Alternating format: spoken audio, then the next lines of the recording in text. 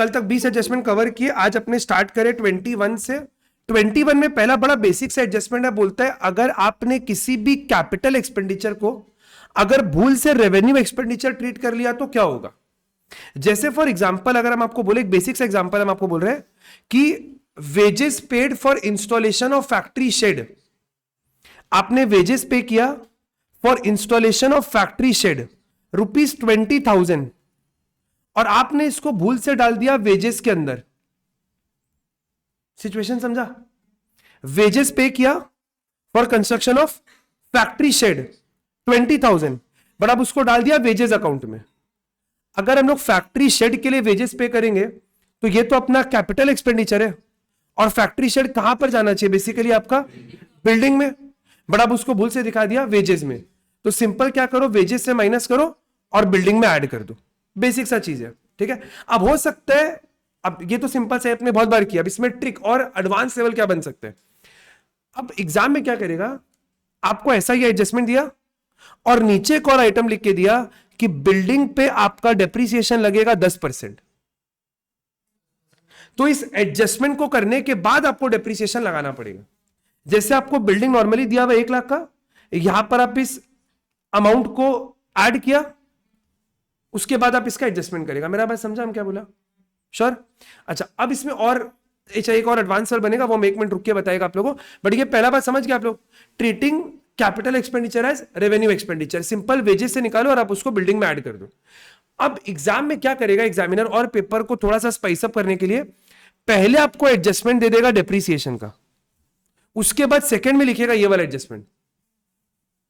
पहले आप डेप्रिसिएशन निकाल देगा, फिर बाद में नेक्स्ट एडजस्टमेंट पड़ेगा, पता चलेगा बिल्डिंग में एडजस्टमेंट है तो काटेगा, फिर वापस से ठीक करेगा।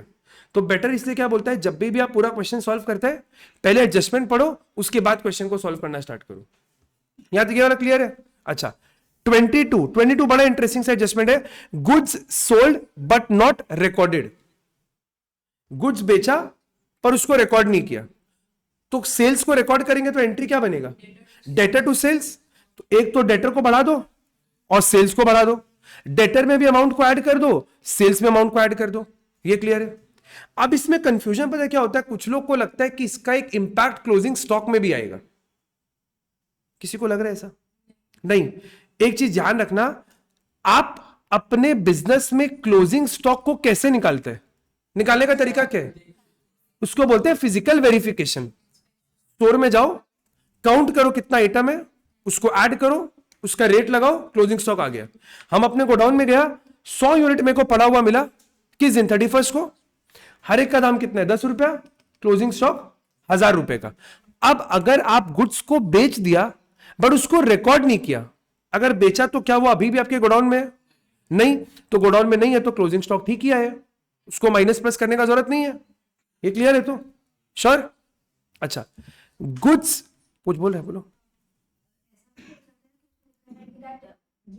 कुछ गुड्स सेल होने वाले पर अभी तक सेल नहीं हुआ है, सेल और अप्रूवल भी वो अपने आगे करेंगे अभी, है ठीक है।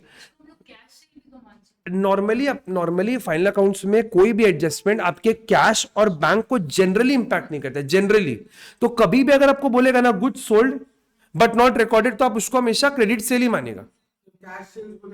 अगर कैश सेल बोल दिया तो एक अलग बात हो गया, नहीं बोला तो क्रेडिट सेल ही मानेगा आप इसको, ठीक है। सेम तरह का एडजस्टमेंट है goods purchase but not recorded. Goods खरीदा लेकिन उसको रिकॉर्ड नहीं किया, तो सिंपल क्या करेगा? परचेज में ऐड और क्रेडिटर में ऐड। अगेन आप इसको कैश परचेज नहीं मानेगा, क्रेडिट परचेज ही मानेगा। ये क्लियर है? अच्छा, अब 24 बड़ा इंटरेस्टिंग सा एडजस्टमेंट है। 24 बड़ा इंटरेस्टिंग सा एडजस्टमेंट है। क्या बोलता है? Closing stock valuation done on a date other than 31 March. इस पे अपने क्वेश्चन किए थे स्पेसिफिकली, जस्ट हम उसको ब्रीफ कर देते हैं, एक बार सुनना मेरा बात ध्यान से। बोलता है कि आपको अपने क्लोजिंग स्टॉक का वैल्यूएशन कब निकालना पड़ता है? 31 of March of the relevant. बड़ा इंटरेस्टिंग सा एडजस्टमेंट है, बहुत टिपिकल है, ठीक है। लेकिन केस 1, सपोज आप 31 मार्च की जगह 25 ऑफ जनवरी कोई अपना 25 ऑफ जनवरी बोले 25 ऑफ मार्च सपोज, इस दिन आप अपना क्लोजिंग स्टॉक को कैलकुलेट किए। सिचुएशन समझ पा रहे हैं हम क्या बोले? क्लोजिंग स्टॉक निकालना कब चाहिए? 31 मार्च।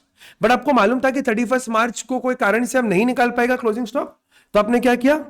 25 को ही निकाल दिया। अब 25 से लेके 31 के बीच में जो भी ट्रांजैक्शन हुआ है आपको उनको रिकॉर्ड करना पड़ेगा। 25 को जब आप क्लोजिंग स्टॉक निकाला, सपोज आपके पास क्लोजिंग स्टॉक आ रहा है 10 लाख का। अब इस पूरे पीरियड में सपोज आप कुछ गुड्स को परचेज किया है और कुछ गुड्स को आप सेल किया है। अगर गुड्स परचेज किया है तो इस परचेज के अमाउंट को आप इसमें ऐड कर देगा, और अगर कोई गुड्स को आप सेल किया है तो सेल को माइनस कर देगा। यहां तक का बात एकदम क्लियर है कि रिपीट करें? श्योर। क्लोजिंग स्टॉक निकालते कब है? 31 मार्च को। बट अगर आपने क्लोजिंग स्टॉक को पहले ही निकाल लिया है तो परचेज और सेल को आपको एडजस्ट करना पड़ता है। परचेज को ऐड करो, सेल को माइनस करो। अब यहां पर ट्रिक क्या है? ट्रिक ये है, आपको परचेज का अमाउंट दिया हुआ है 10,000 और सेल्स का अमाउंट मान लो दिया हुआ है 15,000। तो 10 लाख तो आपके पास था ही, 10,000 को आप ऐड किया, 15,000 को माइनस कर सकते हैं क्या? The answer is no. क्यों? क्योंकि 15,000 सेल्स वैल्यू है। Very good, 15,000 is your sales value, और सेल्स वैल्यू को हम लोग माइनस नहीं करते, आपको इसका कॉस्ट निकालना पड़ेगा। ये समझ में हम क्या बोला कि रिपीट करें? 10 लाख क्या है? क्लोजिंग स्टॉक का कॉस्ट। 10,000 क्या है? जो परचेज किया उसका कॉस्ट। लेकिन 15,000 क्या है? Sales value. अगर हम आपको बोले कि हम लोग अपने गुड्स को 20% के प्रॉफिट में बेचते हैं, तो 15,000 के गुड्स को जब आप बेचा तो उसमें आपका प्रॉफिट कितना है? 20%। ये क्लियर है? यानी कि कितना हो गया? 3,000 का प्रॉफिट। तो जो गुड्स आपने बेचा उसका कॉस्ट कितना है? 15,000 में बेचा, 3,000 का प्रॉफिट, गुड्स का कॉस्ट 12,000। तो यहां पर आप माइनस कितना करेगा? 15 की 12? 12। क्या मेरा बात एकदम क्लियर है? क्या जी? वो क्लोजिंग स्टॉक में नहीं होगा। ये क्लियर है?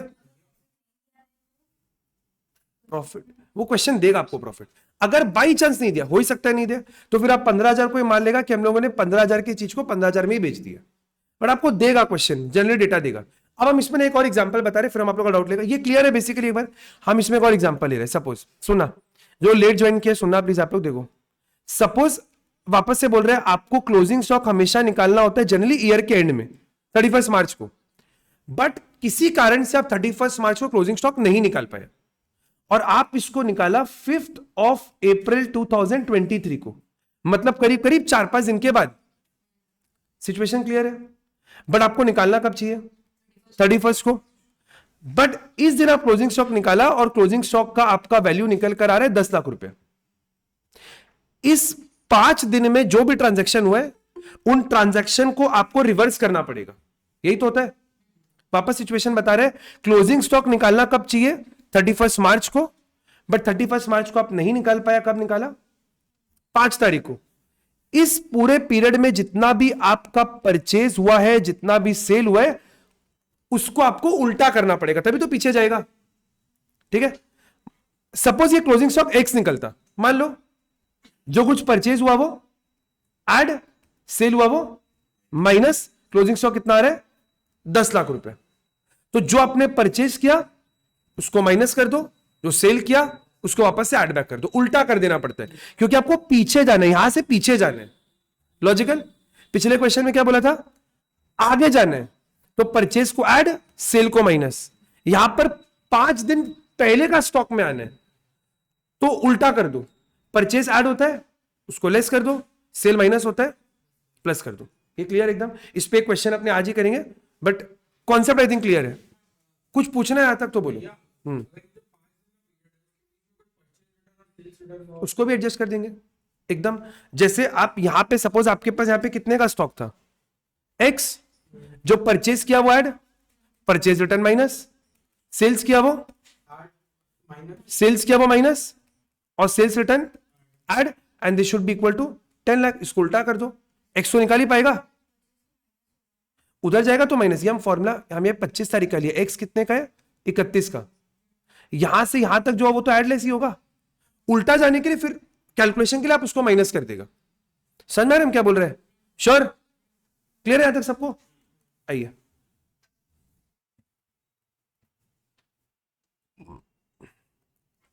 Next question number 20, adjustment 25। Sales और रिटर्न, या फिर इसको बोलते हैं सेल्स एंड अप्रूवल। ठीक है? सेल्स ऑन रिटर्न बेसिस का मतलब होता है कि आपने किसी गुड्स को बेच दिया, बेच के उसको अपना सेल्स मान लिया, लेकिन प्रॉब्लम क्या है, वो सेल्स हुआ नहीं है, एकदम परफेक्ट वो सेल्स हुआ नहीं है। तो अगर आपने कोई भी गुड्स को बेचा है ऑन सेल्स और रिटर्न बेसिस या फिर सेल्स ऑन अप्रूवल बेसिस, तो हम लोग सबसे पहले क्या करते हैं, सबसे पहले हम लोग, सपोज हम आपको बोला 5,000 का गुड्स का कॉस्ट है, आपने उसको बेचा 6,000 में, कौन से तरीके से, सेल्स ऑन रिटर्न या sales on approval. Sales on return, sales on approval का सिंपल मतलब होता है कि जिस दिन हमने गुड्स को बेचा उसको सेल्स मान लो, बट क्या ये एक्चुअली मेरा सेल है, द आंसर इज नो, क्योंकि अभी तक अप्रूवल नहीं आए हैं। तो क्या करेंगे, सेल से माइनस करो 6,000 और डेटर से माइनस कर दो 6,000। यहां तक क्लियर है, ये क्लियर है वाला, सेल से माइनस करो 6,000, डेटर से माइनस करो 6,000, बट इस आइटम को आपको वापस से ऐड करना पड़ेगा अपने क्लोजिंग स्टॉक में। क्लोजिंग स्टॉक में कितना ऐड करेंगे, 5,000, कॉस्ट को ऐड कर देंगे क्लोजिंग स्टॉक में।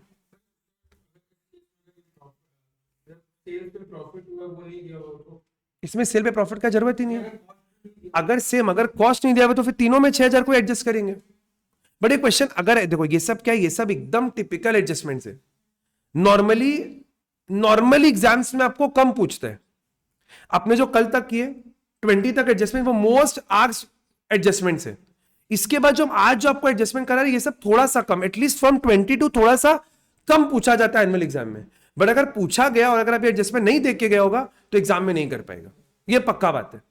कुछ कुछ एडजस्टमेंट है जो आप अपने मन से दिमाग लगा लेगा, जैसे डेप्रिसिएशन में कितना भी घुमाएगा ना आपको, आप सोच बूझ के अपने आप कर लेगा। बट ये सब ऐसा है जो अगर किया हुआ है तो कर लेगा, नहीं किया हुआ तो फिर छोड़ देना पड़ेगा। यहां तक क्लियर है, सेल्स ऑन अप्रूवल क्लियर है सबको, कि रिपीट करना है, एकदम clear. Sales on return basis, sales on approval दोनों एक ही चीज है, ठीक है। तो सबसे पहले आप इसको सेल से माइनस किया और क्लोजिंग स्टॉक में ऐड कर देगा, डेटर से माइनस करो और क्लोजिंग स्टॉक में ऐड कर दो। ये क्लियर, आगे बढ़े, श्योर, आगे बढ़ सकते हैं। नेक्स्ट एक कॉन्सेप्ट है आपका म्यूचुअल सेट ऑफ। ये बड़ा कॉमन एडजस्टमेंट है जो एग्जाम में आपको पूछा जाता है, बहुत कॉमन एडजस्टमेंट है mutual set of. Mutual set of बोलता है, सपोज हम बोल रहे हैं मेरा डेटर है 1 लाख का, कहां दिया हुआ है, ट्रायल में। मेरे पास से क्रेडिटर है 2 लाख रुपए का, डन।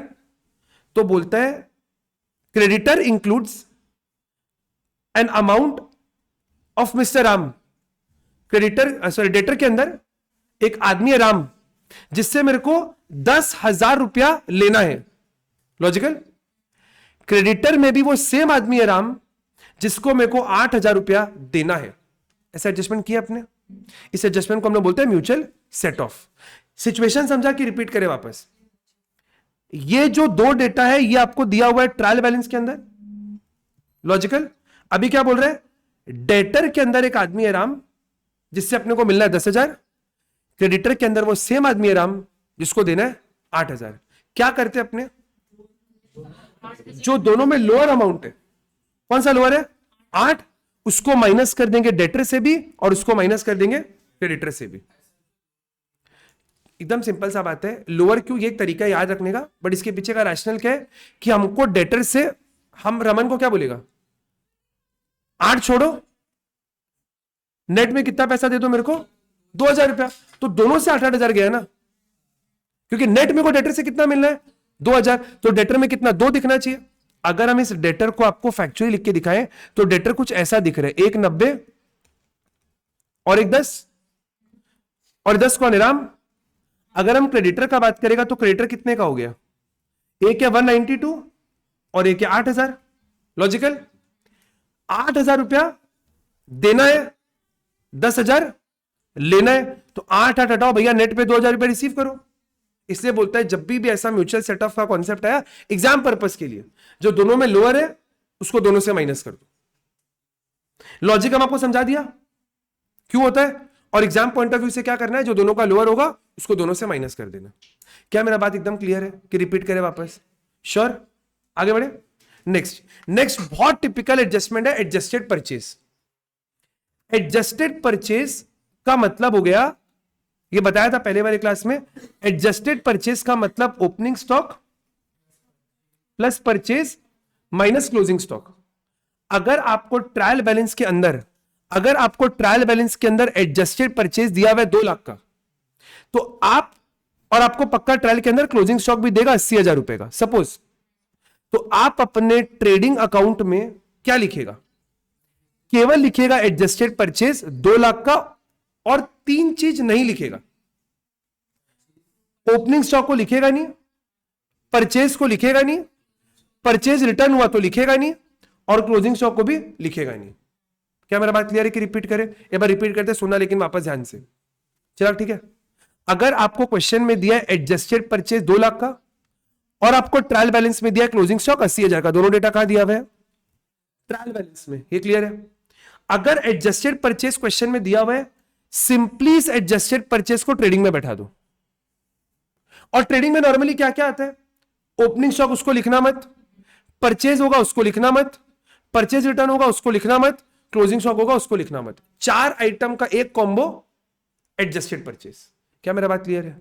लेकिन जो क्लोजिंग स्टॉक दिया हुआ रहेगा आपको, ये वाला 80,000 का, ये आएगा आपके बैलेंस शीट में, असेट की जगह पे आप इसको लिख देगा। क्या मेरा बात यहां तक क्लियर है? अगर क्लोजिंग स्टॉक, अगर एडजस्टेड परचेज है ट्रायल में, तो क्लोजिंग स्टॉक भी ट्रायल के अंदर ही होगा, अलग अलग नहीं हो सकते। अगर एडजस्टेड परचेज क्वेश्चन में है, तो क्लोजिंग स्टॉक पक्का आपके ट्रायल के अंदर ही रहेगा।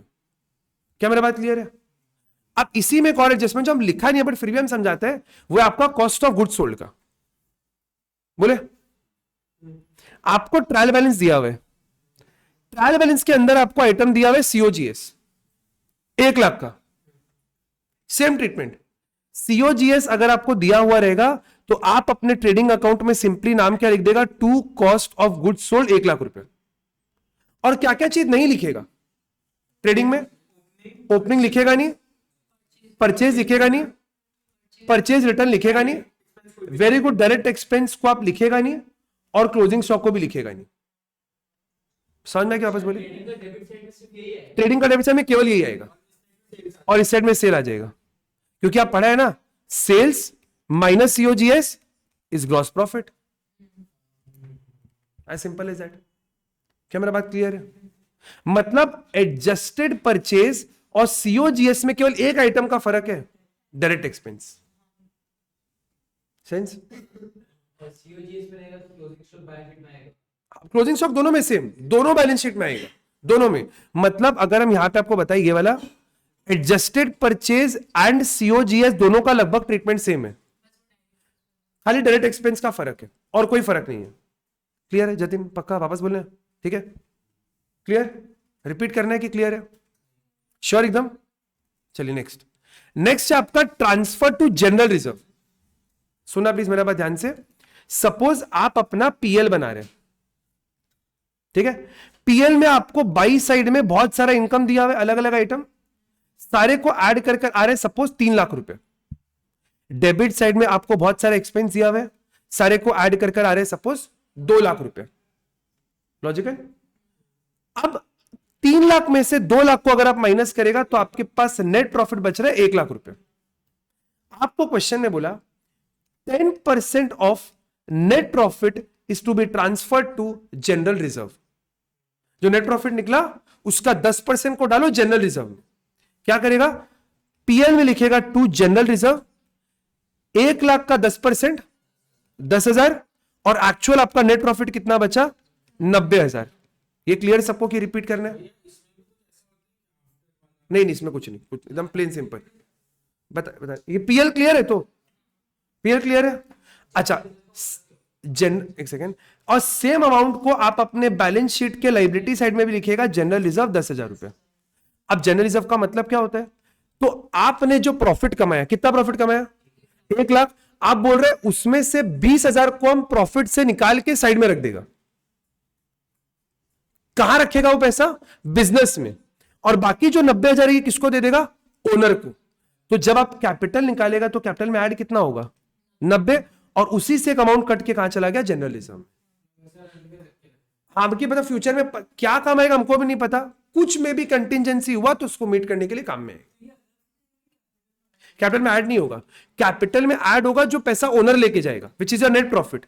इसको आप अलग से एक लाइन आइटम करके लिखेगा, जनरल रिजर्व बैलेंस शीट में 10,000। एक तरीके से हाँ हाँ एकदम 100%, एकदम एकदम ये प्रॉफिट ही है, खाली शक्ल बदल गया, है प्रॉफिट ही। बोलो कोई डाउट? जनरल रिजर्व क्लियर है आप लोगों को?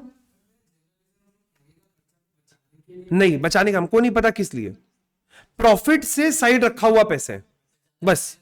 क्या चीज में खर्चा लगेगा हमको नहीं पता, लगेगा भी कि नहीं हमको नहीं पता, साइड में बस केवल निकाल के रख दिए। आप लोगों को क्लियर है? तो जनरल रिजर्व कहां जाएगा? पीएल के डेबिट साइड में और बैलेंस शीट के लायबिलिटी साइड में। निकलता किसके ऊपर है? नेट प्रॉफिट के ऊपर निकलता है। था पिछला साल का, उसको इस साल खत्म करना था। ठीक है, बताते हैं। ये क्लियर है आप लोगों को जनरल रिजर्व? ठीक है। अब आपको क्वेश्चन में बोला, अच्छा क्वेश्चन है, मतलब अच्छा ऑब्जर्वेशन है, बोल रहे ट्रायल बैलेंस में आपको दिया हुआ है जनरल रिजर्व 10,000, बोल रहा है जनरल रिजर्व का जरूरत नहीं है, तो कहां जाएगा? पीएल के क्रेडिट में चला जाएगा। जब जनरल रिजर्व बनाए तो डेबिट में गया, खत्म करेंगे तो क्रेडिट में, और लाइबिलिटी में आपका लिखा हुआ रहेगा जनरल रिजर्व 10,000, उससे लेस कर देगा और ये बन जाएगा 0। हालांकि ऐसा नहीं हो सकता है, पहले ये वाला फिर मैनेजर कमीशन। अब ये क्यों नहीं हो सकता पता है?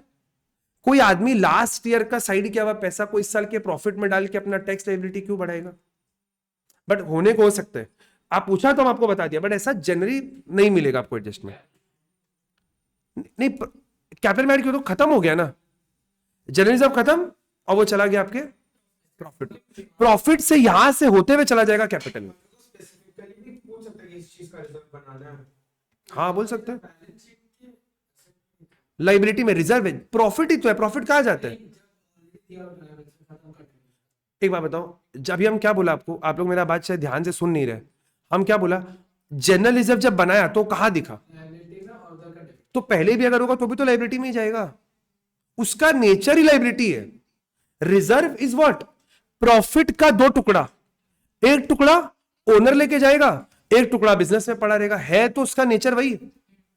आपको घर से 1,000 रुपए मिला, आप पैसा को बैक पॉकेट में रखो कि फ्रंट पॉकेट में रखो, बात तो है कि है तो वो आपका पैसा ही, सेम चीज है। समझ में आया मेरा बात? बस, और वो आपका प्रॉफिट में चला जाएगा, बस ये क्लियर है। Goods sold but not dispatched, इस बार गुड्स को बेच दिए, उसको रिकॉर्ड भी कर लिए, लेकिन अभी तक उसको डिस्पैच नहीं किए। डिस्पैच नहीं किया मतलब वो आइटम पक्का मेरे क्लोजिंग स्टॉक के अंदर है, सिंपल क्लोजिंग स्टॉक से इसको माइनस कर देंगे, सेल्स में कुछ नहीं करेंगे। क्यों? अगर आपको बोलता है गुड्स सोल्ड, क्या बोले रिकॉर्ड हुआ है कि नहीं हुआ है? हम लोग मान लेंगे कि रिकॉर्ड हुआ है। जैसे पिछले वाले क्वेश्चन में आपको क्या बोला था?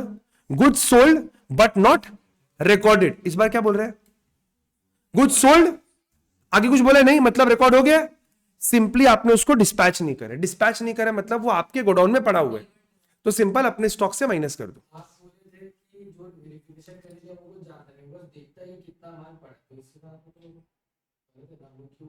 हाँ, तभी तो माइनस कर रहे हैं।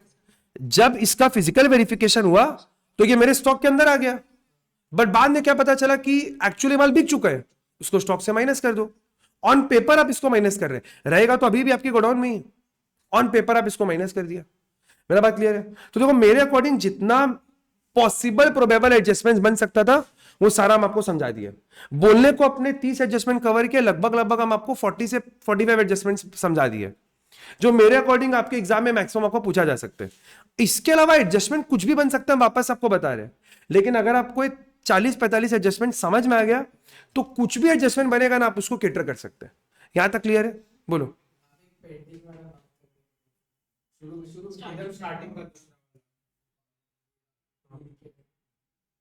कौन सा बता दिया ना? एडजस्टेड परचेज कल बताया था ना, एडजस्टेड परचेज सीओजी इस बाद में बताएगा, वो कराएगा। बोलो, उसको करेंगे, स्कूटर वाले ना? हाँ करेंगे।